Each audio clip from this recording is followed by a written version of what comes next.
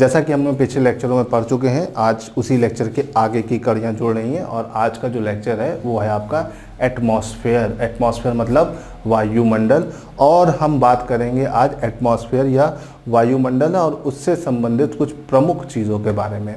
ठीक है, एटमॉस्फेयर क्या होता है, कैसे होता है और किसमें क्या क्या कॉम्प्लेक्सिटी होती है, उन सारी चीज़ों को हम आज डिस्कस करेंगे। आगे बढ़ने से पहले मैं आपको ये बता दूं कि देखिए एटमॉस्फेयर एक इम्पॉर्टेंट एरिया है हमारे एग्ज़ाम के लिए। एग्ज़ाम के लिए इससे क्वेश्चंस यहाँ पे बहुत बनते हैं। आपको ये समझना चाहिए कि ये एग्ज़ाम ओरिएंटेड चीज़ें यहाँ पर आपके लिए बहुत ज़्यादा महत्वपूर्ण है।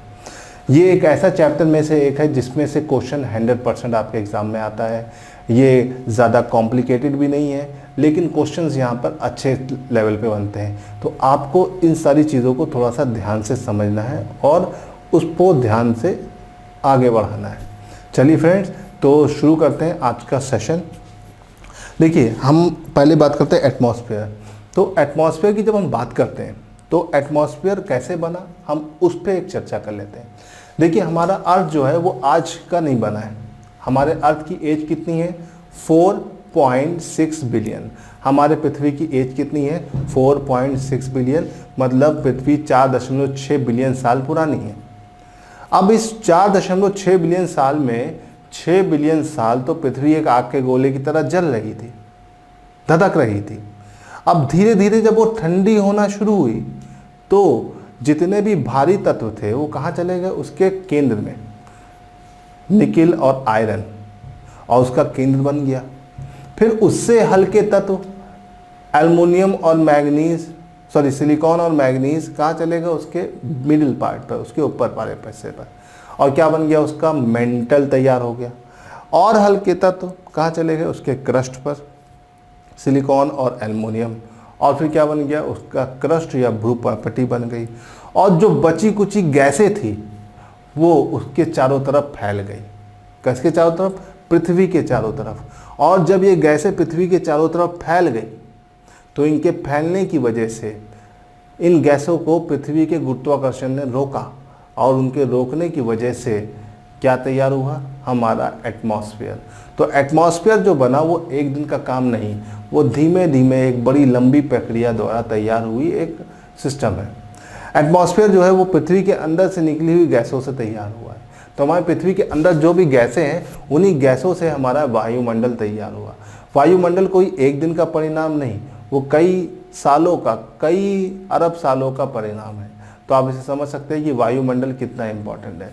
बिना वायुमंडल के हम जीवित नहीं रह सकते, और ये वायुमंडल हमारे पास पृथ्वी पर रुका है बिकॉज ऑफ इस पलायन वेग, एस्केप वेलोसिटी। एस्केप वेलोसिटी के कारण अगर पलायन वेग थोड़ा सा भी ज़्यादा या कम होता तो हमारा वायुमंडल हमारे पास ना होता, और इस वायुमंडल की वजह से हमारे पास जीवन है। तो चलिए बच्चों, आज हम लोग शुरू करते हैं इस चैप्टर को। इस चैप्टर को हम समझेंगे और जानेंगे, और इसमें क्या क्या चीज़ें हो सकती है उसको समझेंगे। वायुमंडल आपके एग्ज़ाम के लिए एक इम्पॉर्टेंट एरिया में से एक है। चलिए, सबसे पहले अगर हम वायुमंडल की बात करते हैं तो वायुमंडल में जो सबसे पहली चीज़ आपके पास आएगी वो क्या होगा? उसका कंपोजिशन या संगठन। वायुमंडल का कंपोजिशन या संगठन क्या होता है? हम अगर वायुमंडल की बात करते हैं तो इसमें क्या क्या चीज़ें आती हैं और क्या क्या तरीके से हम इसे डिफाइन कर सकते हैं। देखिए, वायुमंडल के कंपोजिशन की अगर हम बात करते हैं तो इसमें ऑक्सीजन 21% है। कितने परसेंट है? 21%। नाइट्रोजन कितने परसेंट है? नाइट्रोजन 78% है। कितने परसेंट है? 78% है। ठीक है, नाइट्रोजन और ऑक्सीजन को अगर जोड़ दिया जाए तो आपके पास यहाँ पे हो जाएगा 78 + 21, दैट इज 99%। तो हमारे एटमॉस्फेयर में 99% ये दोनों है। बचा हुआ 1% में क्या आता है? Other gases. अदर गैसेस मतलब अन्य गैसेस। अन्य गैस में आपके पास कौन कौन सी गैस है? तो सबसे ज़्यादा पाई जाती आर्गन 0.93%, कार्बन डाइऑक्साइड 0.036%, हीलियम 0.0001%। तो अगर आप इसे देखें तो आपको समझ में आएगा कि हमारे पास पृथ्वी में तीसरे नंबर पे सबसे ज़्यादा कौन सी गैस पाई थी? आर्गन। लेकिन आप क्या लगाते हो? आप लगाते हो क्या? आप लगाते हो कार्बन डाइऑक्साइड। तो पहला चीज़ जो आपको यहाँ से समझनी है वो यही समझनी है, कभी कभी एग्जाम में आता है अरेंज दीज इन इंक्रीजिंग और डिक्रीजिंग। तो सबसे ज़्यादा नाइट्रोजन, फिर ऑक्सीजन, फिर आर्गन, फिर आता है कार्बन डाइऑक्साइड। ये इनका सही क्रम होगा। तो ये क्रम को थोड़ा सा याद रखिएगा बच्चों, ताकि आपको दिमाग में सब चीज़ें एकदम क्लियर है। अगर आपको चीज़ें क्लियर रहेंगी तो आपको और आगे पढ़ने में मज़ा आएगा।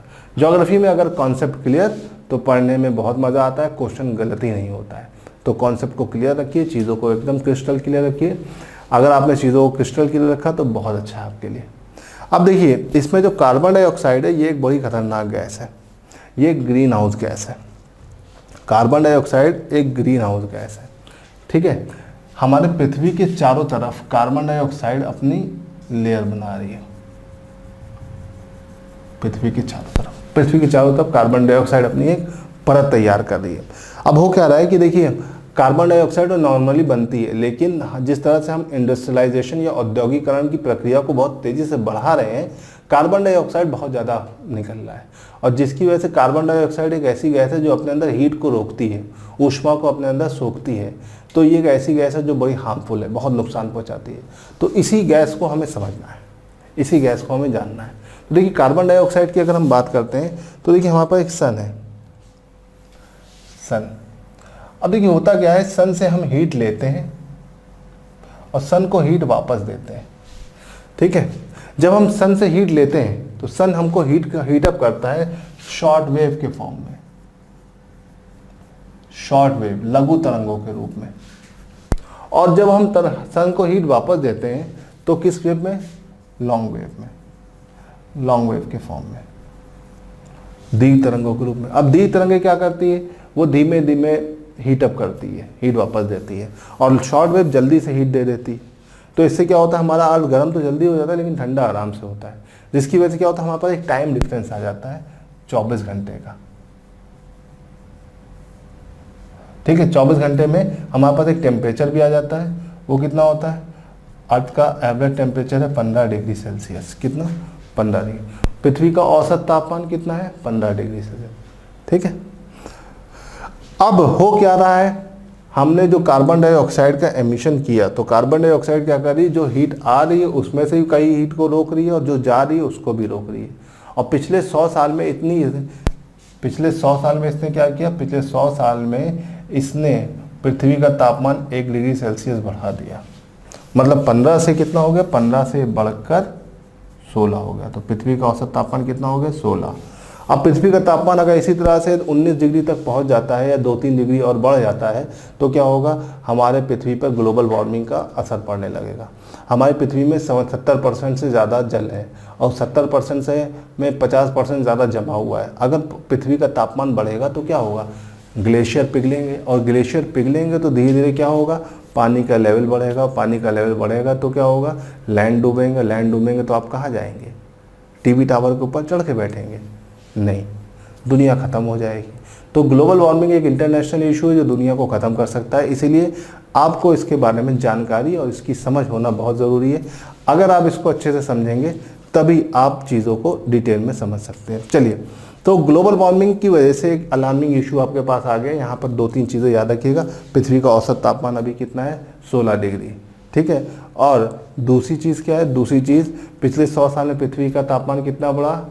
1 डिग्री सेल्सियस। ये बहुत इमर्जिंग इशू है, ठीक है। जिस तरह से इंडस्ट्रीज़ बढ़ रही हैं, हमारा एनवायरनमेंट अपने आप को नुकसान, एनवायरनमेंट पल्यूट होता जा रहा है और अर्थ डिग्रेड होता जा रहा है, ठीक है। और इसके डिग्रेड होने की वजह से बहुत सारी दिक्कतें पैदा हो रही हैं। पृथ्वी नष्ट हो रही है, पृथ्वी की अपने आप को उत्पन्न करने की क्षमता भी कम होती जा रही है। तो ये सारे इश्यूज यहाँ पर जनरेट हो रहे हैं। हमारा एटमॉस्फेयर एक इंपॉर्टेंट चैप्टर के फॉर्म में यहाँ पर निकल के आता है। तो कार्बन डाइऑक्साइड एक इंपॉर्टेंट गैस है, एक ग्रीन हाउस गैस भी है। ग्रीन हाउस गैस मतलब जो ग्रीन हाउस फिनोमेना लेके आती हैं, ऐसी गैसों को ग्रीन हाउस गैस कहा जाता है। इसको ध्यान रखिएगा।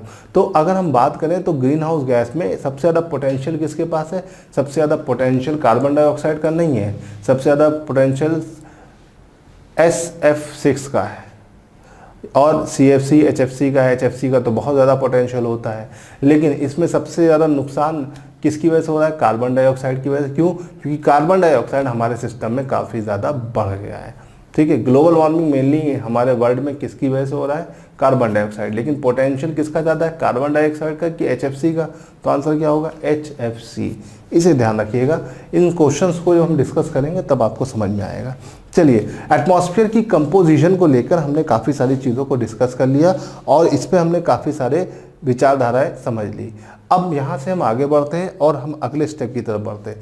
कंपोजिशन से आगे बढ़ते हुए हम बढ़ेंगे लेयर्स ऑफ एटमॉस्फेयर, वायुमंडल की परतें। जब हम वायुमंडल की परतों की बात करते हैं तो कई लोगों का अपना अलग अलग कॉन्सेप्ट यहाँ पे जनरेट होता है। क्यों? कुछ लोग सोचते हैं वायुमंडल में कितनी परतें हैं, कुछ लोग बोलते हैं 5, कुछ 7, कुछ 4। तो इस तरह सबका अपना अलग कॉन्सेप्ट है। लेकिन NCERT का जो डेटा है, NCERT जो बताता है उसके अकॉर्डिंग हमारे पास 5 लेयर है। ठीक है, और ये 5 ही आपको याद रखनी है। ठीक, इसके अलावा कोई छठी, सातवीं या चौथी नहीं करनी है। ठीक है, अब हमारे एटमॉस्फेयर में टोटल कितनी लेयर पाई जाती है? यहाँ पे हिंदी और इंग्लिश दोनों में नाम लिखा हुआ है। सबसे पहले आपकी पहली लेयर है ट्रोपोस्फेयर, जिसको आप बोलते हैं क्षोभ मंडल। दूसरे नंबर पे आता है स्ट्रेटोस्फेयर, जिसको आप बोलते हैं समताप मंडल। फिर आता है मेसोस्फेयर, हिंदी में बोलते हैं मध्य मंडल। फिर आयनोस्फेयर, जिसे हम बोलते हैं आयन मंडल। और उसके बाद आता है एक्सोस्फीयर, जिसे आप बोलते हैं वायुमंडल। तो इस तरह से देखा जाए तो ये हमारे वायुमंडल की परतें हैं और वायुमंडल की मुख्य परतों में आपका ये पूरे सारी चीज़ें आती हैं। क्षोभ मंडल, समताप मंडल, मध्य मंडल, आयन मंडल और वायुमंडल। अब एक एक करके एक एक लेयर को हमें डिस्कस करना है, उसको समझना है। ठीक है, आगे बढ़ने से पहले हम इसके डायग्राम को भी समझ लें। ये हमारी पृथ्वी है और पृथ्वी के पास सबसे पहली लेयर कौन सी है? क्षोभ मंडल। ठीक है, दूसरे नंबर पे समताप, फिर मध्य मंडल, फिर आपका आयनोस्फीयर, फिर एक्सोस्फीयर। तो नीचे से ऊपर अरेंज करने को आता है, तो कंफ्यूज मत होइएगा, सही से अरेंज करिएगा।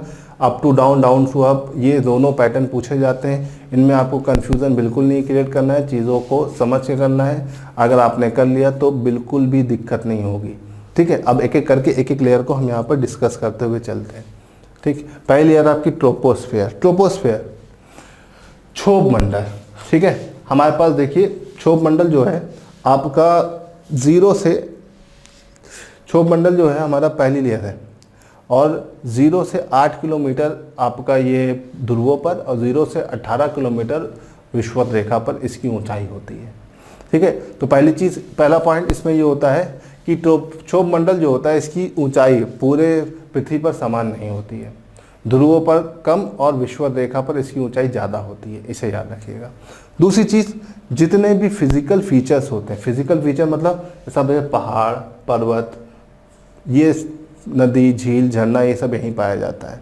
इसके अलावा बादल, बरसात, चिड़िया, कौवा, शक्तिमान, ये भी सब यहीं मिलते हैं। ठीक है, आंधी, तूफान, पानी, बरसात, वो भी यहीं आता है। कहाँ आता है? पहली लेयर में। तो पहली लेयर में पहली चीज़ सारे फिजिकल फीचर्स, फिजिकल फीचर मतलब भौतिक संरचनाएं पाई जाती हैं। ठीक है, दूसरी चीज़ मौसम संबंधित जितनी भी घटनाएं घटित होती हैं। ठीक है, मौसम संबंधित घटनाओं का मतलब क्या है?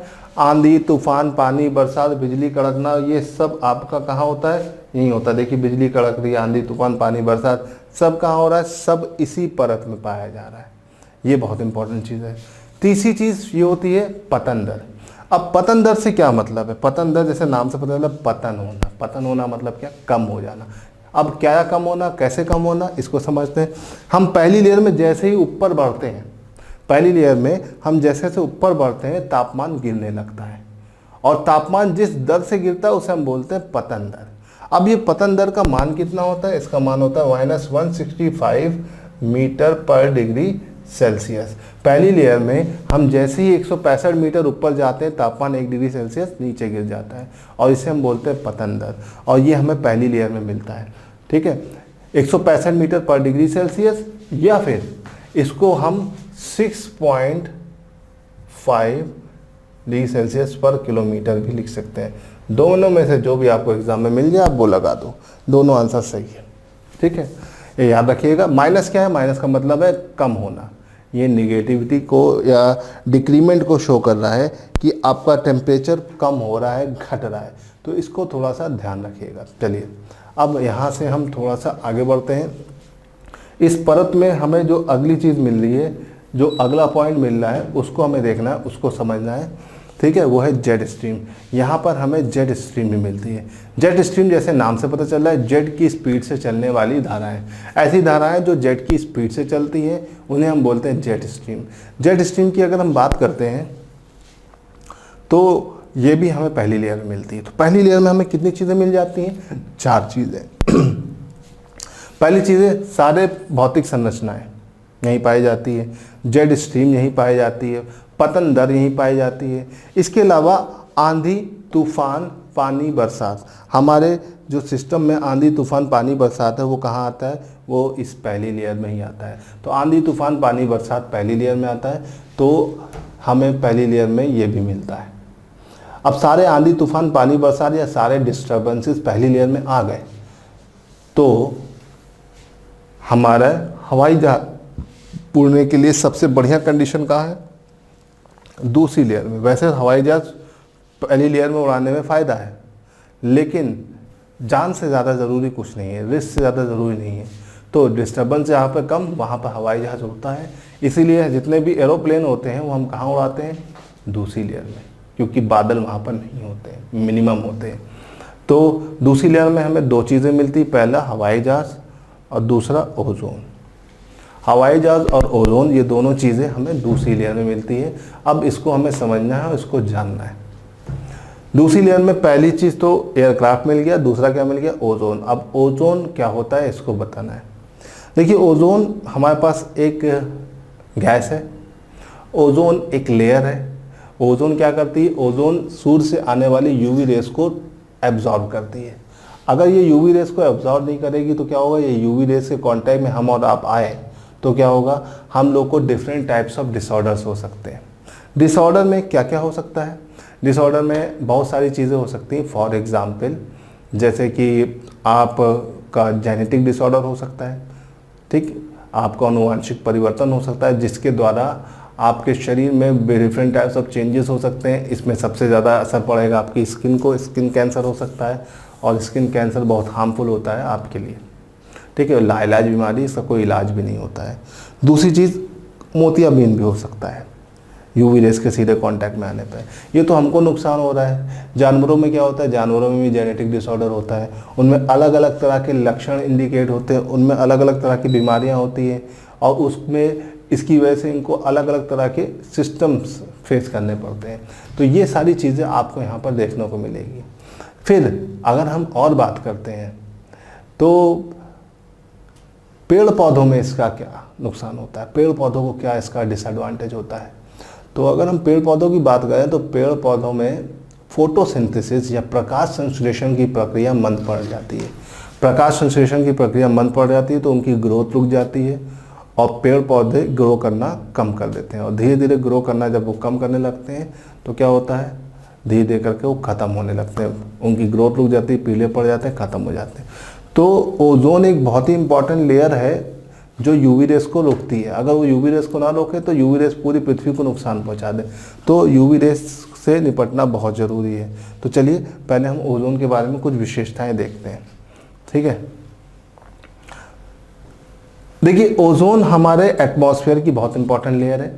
ये हमारे एटमॉस्फेयर में किस लेयर में पाई जाती है? दूसरी लेयर में पाई जाती है। दूसरी लेयर का नाम क्या है? स्ट्रेटोस्फेयर या समताप मंडल। तो ओजोन वायुमंडल की किस परत में पाई जाती है? दूसरी परत में। इसका काम क्या होता है? यूवी रेज या सूर्य से आने वाली पराबैंगनी किरणों को अवशोषित करना। जब ये पराबैंगनी किरणों को अवशोषित करती है तभी ये अपने आप को बना पाते हैं, ठीक है। यूवी रेस को अब्जॉर्व करने के बाद ही ये अपने आप को बना पाता है। अब देखिए, यूवी रेस की अगर हम बात करते हैं तो वो हमारे पास 3 कैटेगरी में होती है, ए, बी, सी।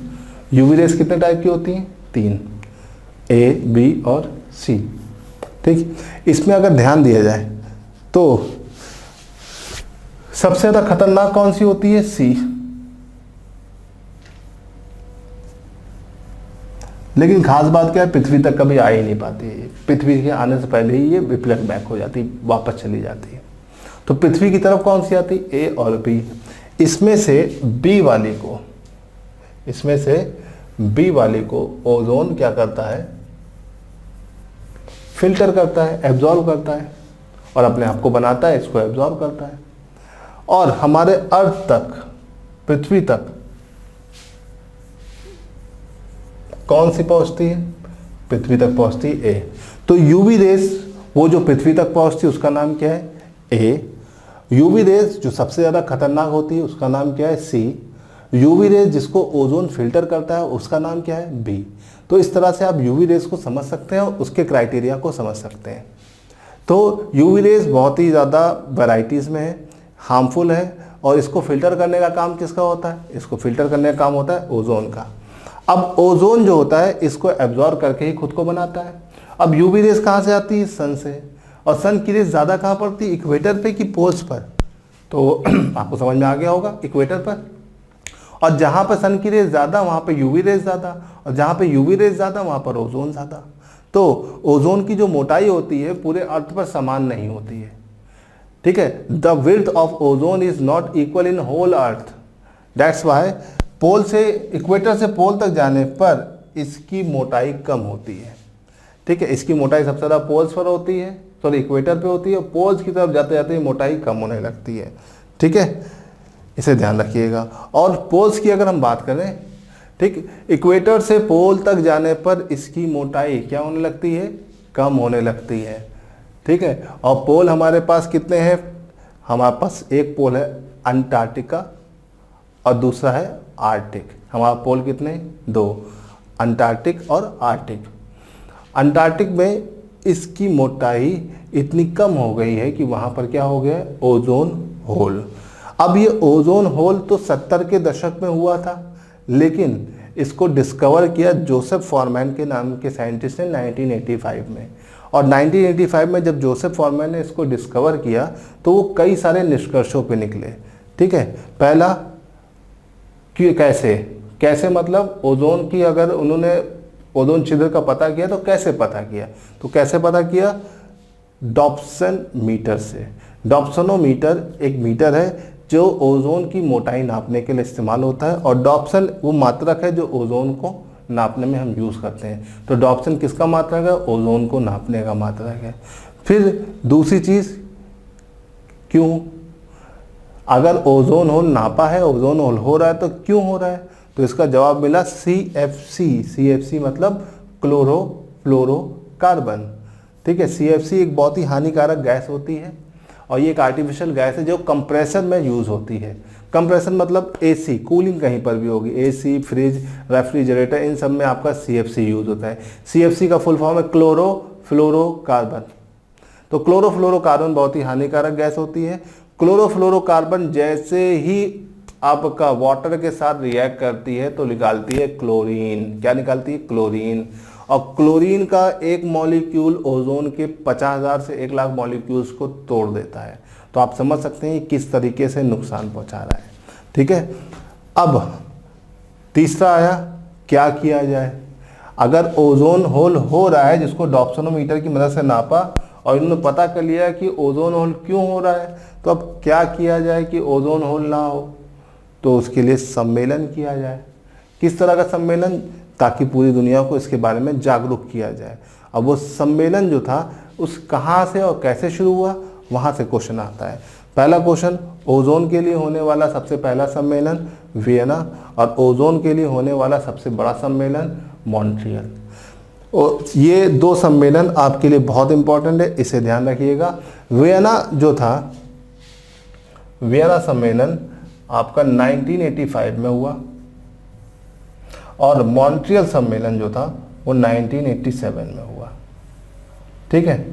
ये सम्मेलन मॉन्ट्रियल वाला जो था वो 16 सितंबर 1987 को हुआ। 16 सितंबर को हर साल हम क्या मनाते हैं? आज भी ओजोन दिवस। तो ओजोन दिवस की नींव यहीं से पड़ी, कहाँ से? मॉन्ट्रियल से। एग्जाम में कई बार क्वेश्चन आता है कि मॉन्ट्रियल, देखिए मॉन्ट्रियल एक जगह है, ये जगह कहाँ है? कनाडा।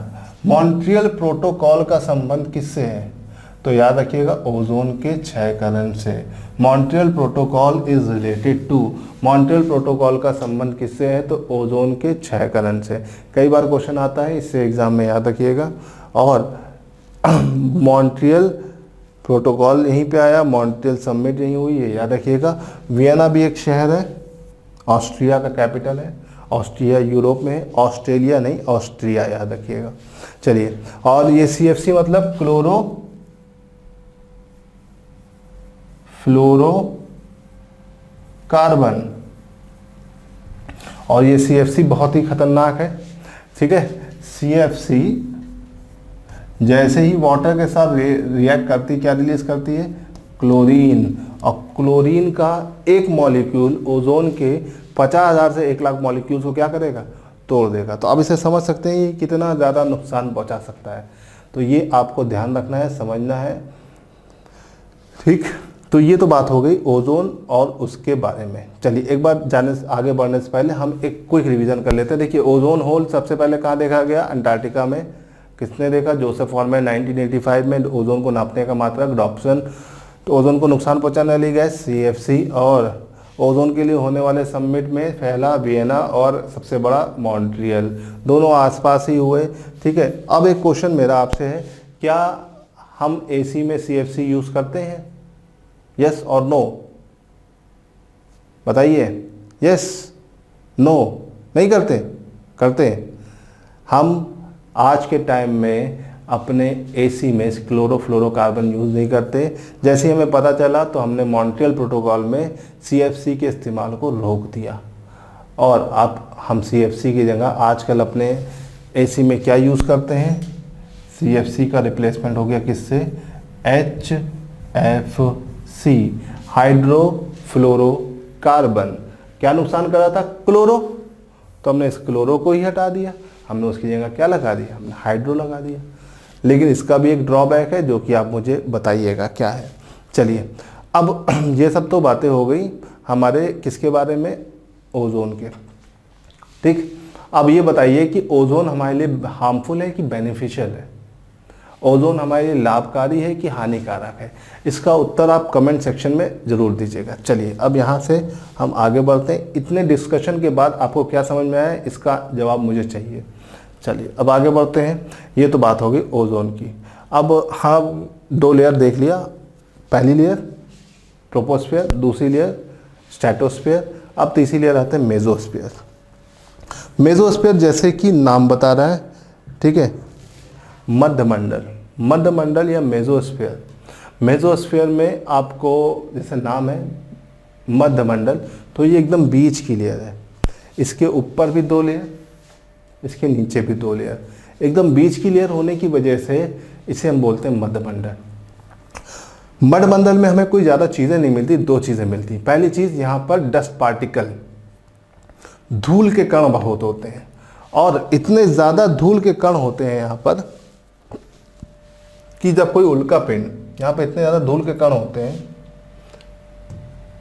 धूल के कण इतने ज़्यादा होते हैं कि जब कोई उल्का पिंड पृथ्वी की तरफ आता है, जैसे इस लेयर में एंटर करता है तो धूल के कण से घर्षण के कारण उसमें आग लग जाता है। धूल के कण से घर्षण के कारण उसमें आग लग जाता है। तो बर्निंग ऑफ मेटियोर्स या उल्का पिंड के जलने की घटना वायुमंडल की किस परत में होती है? आपके मध्यमंडल में।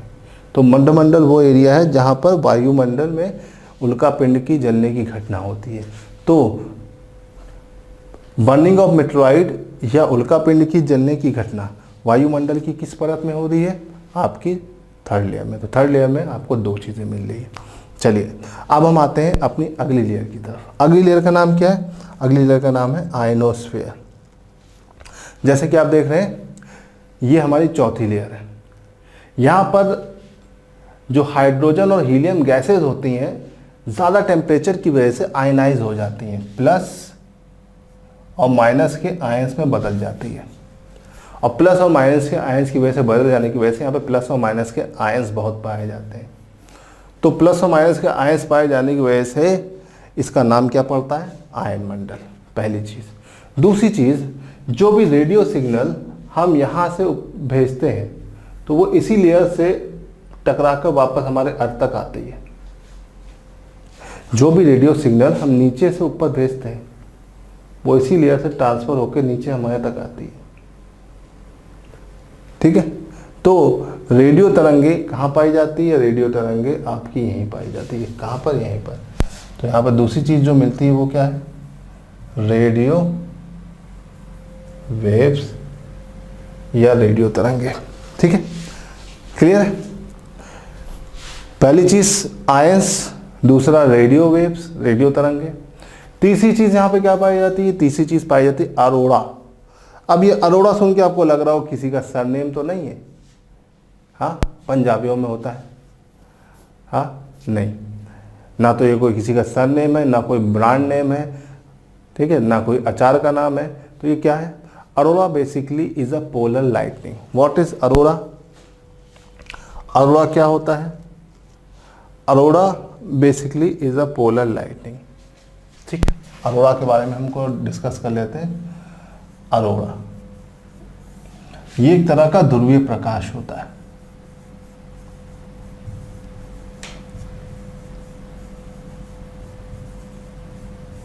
क्या होता है? ध्रुवीय प्रकाश। अब ये ध्रुवीय प्रकाश आता कहां से?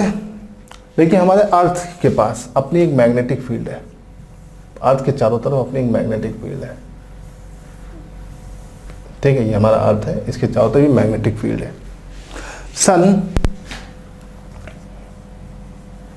के पास से जो एनर्जी निकलती है, जब वो बहुत तेजी से अर्थ की मैग्नेटिक फील्ड में एंटर करती है, जब सन से निकलने वाली एनर्जी बहुत तेजी से अर्थ की मैग्नेटिक फील्ड में एंटर करती है, तो पोल्स पर एक लाइटनिंग, कलरफुल लाइटनिंग होती है, जिसे हम बोलते हैं अरोड़ा। तो अरोड़ा क्या होता है? अरोड़ा आपके कलरफुल लाइटनिंग होती है जो ध्रुवों पर मिलती है। ध्रुव हमारे पर कितने हैं? दो, एक आपका नॉर्थ पोल, दूसरा साउथ पोल। जब यही अरोड़ा आपके नॉर्थ पोल पर मिलता है तो इसको हम बोलते हैं अरोड़ा बोरेलिस। और जब यही अरोड़ा आपको दक्षिणी ध्रुव पर मिलता है तो इसे हम बोलते हैं अरोड़ा ऑस्ट्रेलिस। ठीक है, तो देखिए आपके ध्रुवीय प्रकाश दो तरह के हैं, एक बोरेलिस, दूसरा ऑस्ट्रेलिस। बोरेलिस मतलब उत्तर ध्रुव, ऑस्ट्रेलिस मतलब दक्षिण ध्रुव में। तो आप इसे समझ सकते हैं और इसको लगा सकते हैं। एग्जाम में क्वेश्चन आता है अरोड़ा बोरेलिस हमारे किस ध्रुव में, उत्तर की दक्षिण? तो याद रखिएगा उत्तरी ध्रुव में। ठीक है, ऑस्ट्रेलिस नहीं पूछता क्योंकि ऑस्ट्रेलिया से आपको अंदाज़ा हो जाता है, इसलिए इस तरह के क्वेश्चन नहीं आते। चलिए अब यहाँ से हम थोड़ा सा और आगे बढ़ते हैं। तो हमने आयनोस्फीयर देख लिया, आई होप यहाँ तक आपको क्लियर होगा। आगे बढ़ने से पहले, आगे जाने से पहले हम थोड़ा सा बैक में जाते हैं और कुछ चीज़ों को देखते हुए चलते हैं।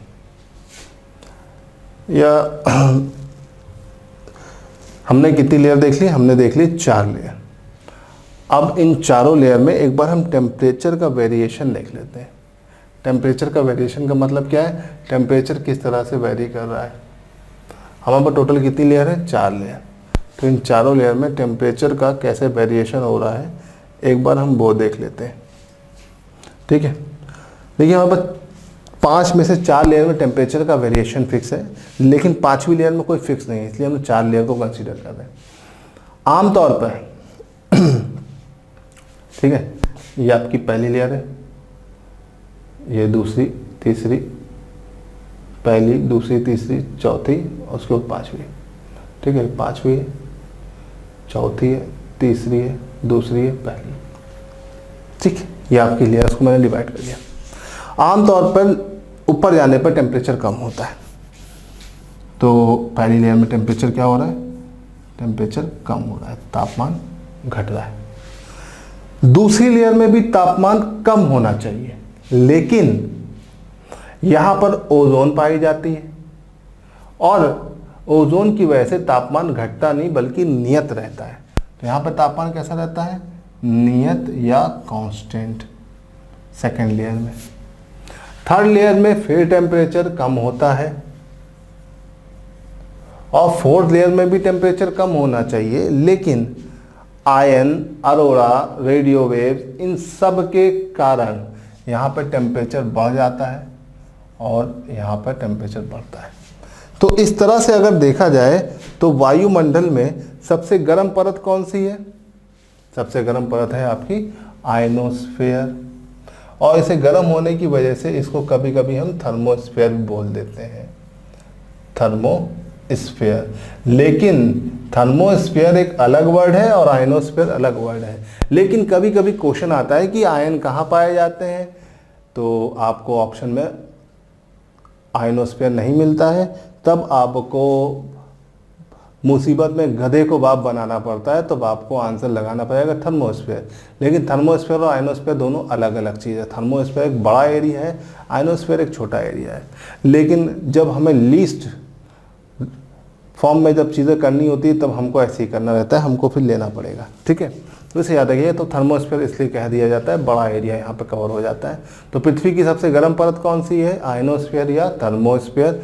पृथ्वी में किस परत में तापमान नियत रहता है, तो समताप मंडल में तापमान नियत रहता है। पृथ्वी में किस परत, कौन सी परत सबसे ठंडी है, तो सबसे ठंडी परत कौन सी है, ठंडी परत है मध्यमंडल। मध्यमंडल आपकी सबसे ठंडी परत होती है, याद रखिएगा। ये कैसी परत होती है, सबसे ठंडी परत होती है। तो ये याद रखिएगा, हर परत से कुछ ना कुछ क्वेश्चन आपके एग्जाम में बनते हैं, तो इनमें थोड़ा थोड़ा करके ध्यान रखिएगा और चीज़ों को समझिएगा। अगर आप चीज़ों को समझेंगे तभी आप इसको आगे समझ पाएंगे। तो आई होप कि आपको समझ में आ रहा होगा। एग्जाम में क्वेश्चन, पृथ्वी की सबसे ठंडी परत कौन सी है, मध्यमंडल, ठीक है। पृथ्वी की सबसे गर्म परत कौन सी है, आयनमंडल। तो देखिए सबसे ठंडी और सबसे गर्म, ऊपर नीचे, है ना। तो इसे ध्यान रखिएगा। पृथ्वी की किस परत में तापमान नियत होता है, समताप मंडल। देखो नाम से पता चल रहा है, समताप, समान ताप, ठीक है। और फिर एक क्वेश्चन आता है, पृथ्वी की किस परत में पतन दर पाया जाता है। पतन दर मतलब 165 मीटर पर डिग्री सेल्सियस। तो वो किस में पाया जा रहा है, वो आपका पाया जा रहा है किस लेयर में, पहली लेयर में। तो इस तरह से देखा जाए तो आपके पास हर लेयर में कुछ ना कुछ चीज़ें आपको मिल रही हैं। तो फ्रेंड्स आपको समझ में आ गया। अब हम आते हैं अपनी लास्ट लेयर की तरफ। लास्ट लेयर हमारी कौन सी, एक्सोस्फीयर या वायुमंडल। एक्सोस्फीयर या वायुमंडल की अगर हम बात करते हैं तो वायुमंडल हमारे वायुमंडल की सबसे आउटर लेयर है, बाहर की लेयर है। अब बाहर की लेयर है तो यहाँ पर हमें क्या मिलेगा, यहाँ पर हमें सिर्फ एक चीज़ मिलती है और वो चीज़ क्या है, उपग्रह या सैटेलाइट, ठीक। तो इस परत में हमें क्या मिलता है, उपग्रह या सैटेलाइट, ठीक। उपग्रह आपके पास दो तरह के होते हैं, एक होता है प्राकृतिक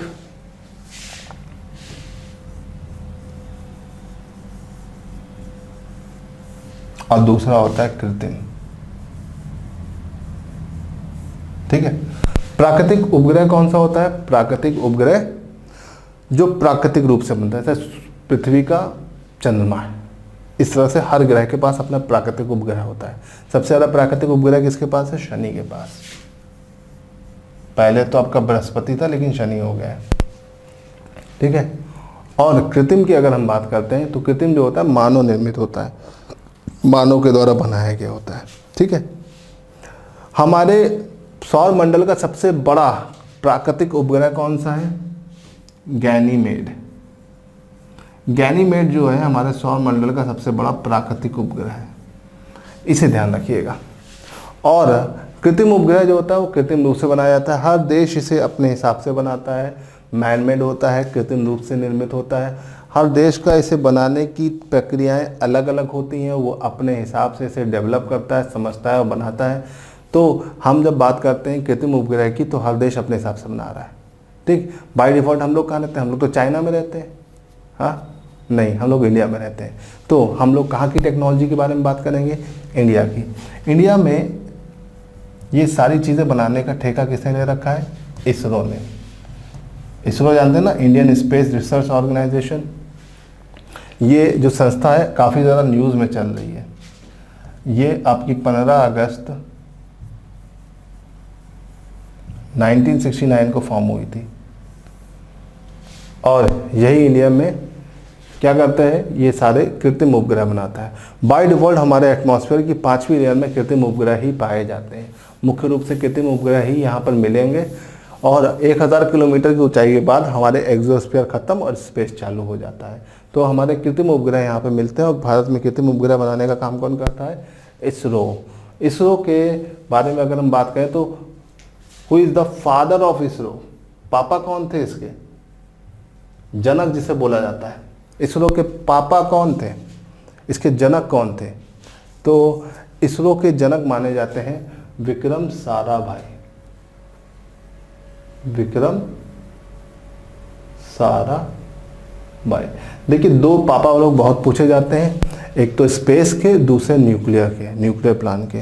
तो इंडिया में न्यूक्लियर पावर प्लांट के पापा कौन है? होमी जहांगीर बाबा। दोनों पापा लोगों को भूलिएगा नहीं, ये पापा लोग बहुत एग्जाम में पूछे जाते हैं, मतलब जनक पूछे जाते हैं, तो इसे ध्यान रखिएगा। तो father of Indian space programme Vikram Sarabhai and the father of Indian nuclear programme Homi Jehangir Bhabha. तो दोनों को आपको ध्यान रखना है और इसको समझते चलना है। चलिए, अब यहाँ से हम आगे बढ़ते हैं। तो फादर यही थे, पहले चेयरमैन भी यही थे। फिर लेटर ऑन करंट चेयरमैन कौन है? करंट चेयरमैन को तो मोदी जी ने गले लगा चुके हैं, तो आप लोगों का नाम जानते ही होंगे, के सिवान। विक्रम लैंडर जो था, जब वो सफल ना हो पाया तो फिर के सिवान की सारी मेहनत, फिर जब पानी फिरता नजर आता है आपको, आपने इतनी मेहनत कर रखी होती है, आंखों से आंसू छलक जाता है, तो के सिवान रो रहे थे और हमारे प्राइम मिनिस्टर ने उनको गले लगा लिया। तो आप इसे समझ सकते हैं। तो फ्रेंड्स, अब यहाँ तक आपको ये समझ में आ गया और हम लोगों ने देख लिया सैटेलाइट के बारे में। तो सैटेलाइट में जितनी भी चीज़ें इंपॉर्टेंट थी हमने आज यहाँ पर इसको डिस्कस कर लिया है और आई होप कि एटमॉस्फेयर का ये पूरा एरिया आपको समझ में आया होगा और एक एक चीज़ समझ में आ गई होगी। ठीक है, तो फिलहाल हम आज के लिए इतना रहने देते हैं। एटमॉस्फेयर को फिर से रिवाइज करिएगा, समझिएगा और कोई भी दिक्कत हो तो अपने डाउट्स मेरे साथ शेयर करिएगा। आज के लिए फ़िलहाल इतना ही रहने देते हैं। मैं नूरुल सलाम आज के लिए इतना ही रहने देता हूँ। Thank you so much.